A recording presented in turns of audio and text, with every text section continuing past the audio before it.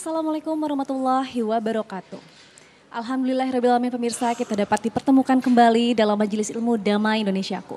Dan pemirsa, hari ini kami bersiaran langsung dari Masjid At-Taqwa, Jalan Geria Bukit Jaya, Gunung Putri Bogor, Kabupaten Jawa Barat.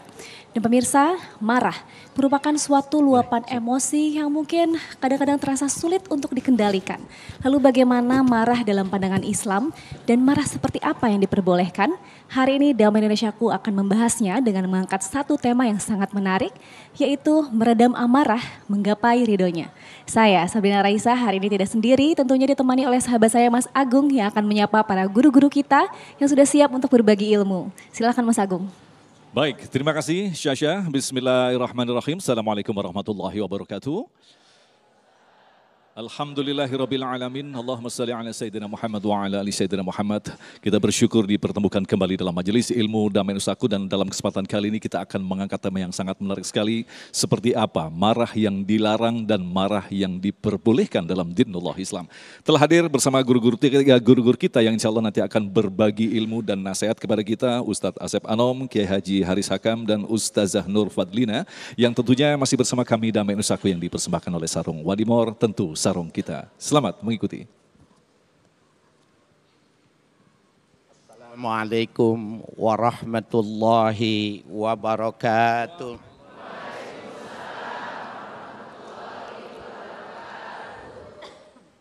Bismillah walhamdulillah.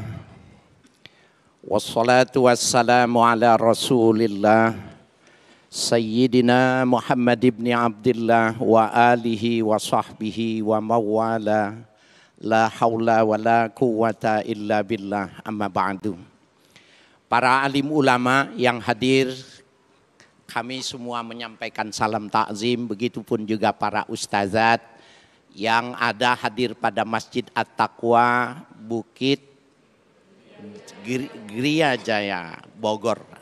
Mudah-mudahan panjang umur, sehat walafiat. Hadir bersama kita Al-Mukarram Ustadz Asep Anom, Adinda Ustazah Hajjah Nur Fadlina, host kita yang luar biasa Mas Agung Izzul Haq. Hadirin hadirat jamaah dimanapun Anda berada yang menyaksikan Damai Indonesiaku. Kalau kita ingin memahami marah, maka kita harus buat komparasi, buat perbandingan. Ibu emas disebut mahal ketika dia bisa dibedakan dengan loyang. Apa sih bedanya loyang? Apa sih yang bedanya logam dengan emas itu? Ketika dibakar. Dibakar, ditempa, dibentuk, maka ternyata pamor emas tidak dimiliki oleh loyang-loyang yang lain.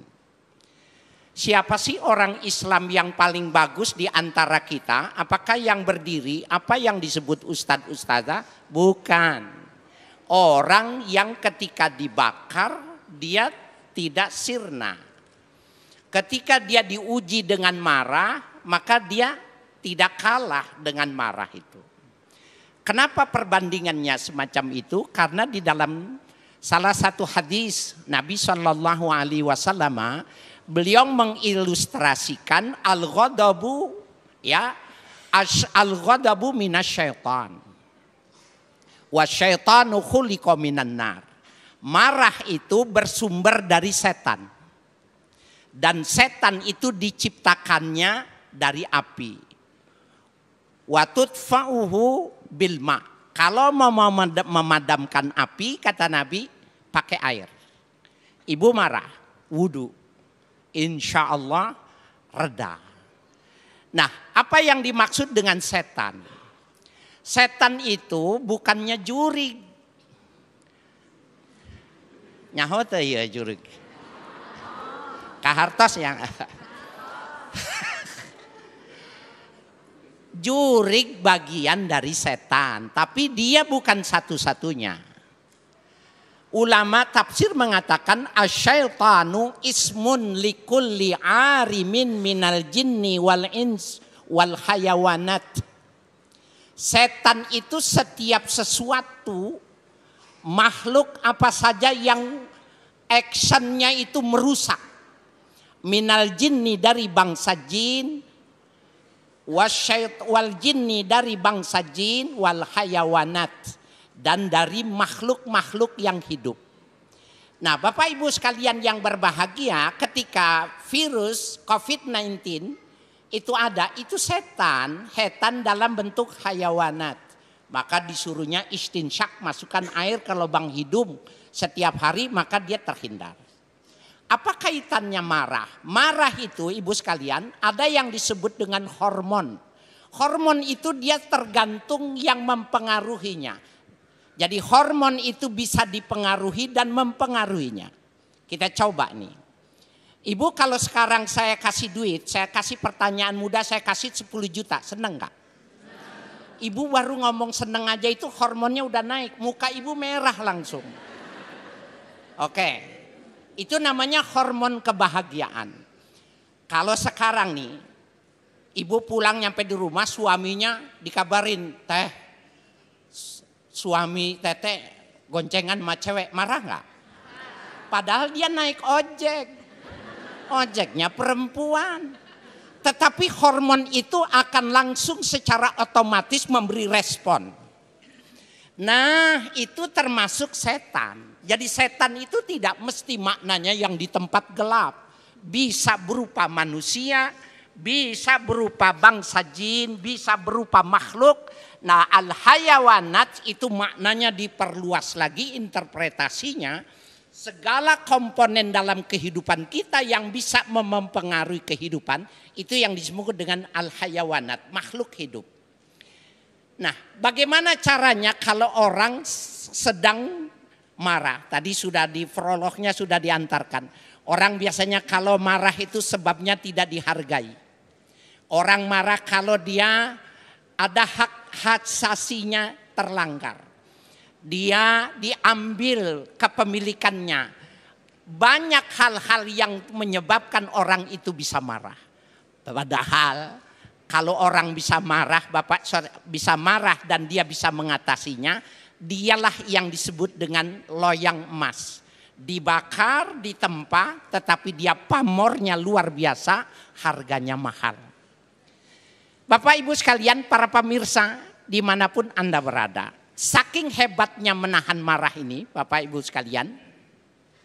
Tadi saya ngadep ke kanan, saya ngadep kiri. Bapak, kenapa madep ke kiri? Ini bagian yang gak enak buat bapak-bapak. Bapak, Allah Subhanahu wa taala mengatakan, wa imma yanzaghannaka minasyaitani nazghun fasta'iz billah innahu sami'un alim. Terkadang Bapak, kita semua, Bapak Ibu akan dicoba, diuji oleh setan.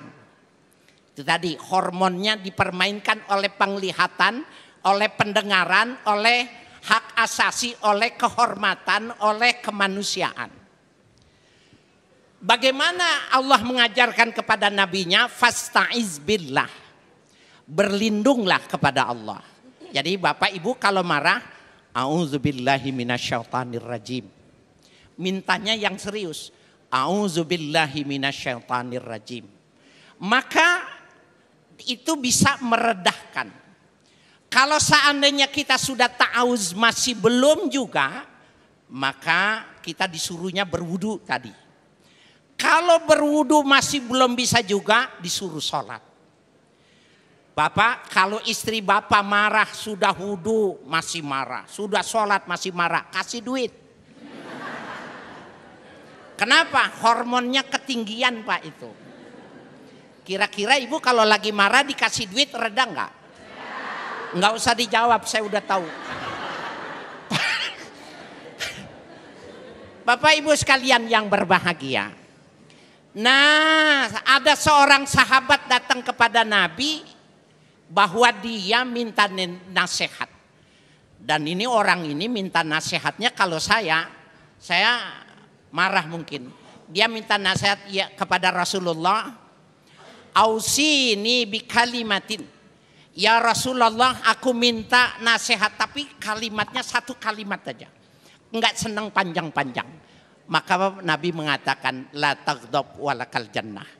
Jangan kau marah, maka sesungguhnya kau layak untuk mendapatkan sorga. Insya Allah nanti kita akan diteruskan oleh yang lain. Baik, terima kasih Kiai. Itulah tadi pemirsa yang dirahmati Allah, sebuah nasihat yang mengingatkan kembali kepada kita betapa manusia ini selama berada di dunia tetap saja dititipkan sifat marah yang bisa jadi karena setan atau kita sendiri yang menjadi setan. Lantas bagaimanakah marah yang diperbolehkan dan marah yang dilarang? Insya Allah Kiai Asep Anom akan membahasnya selepas pesan-pesan berikut ini. Tetaplah bersama kami, Damai Indonesiaku.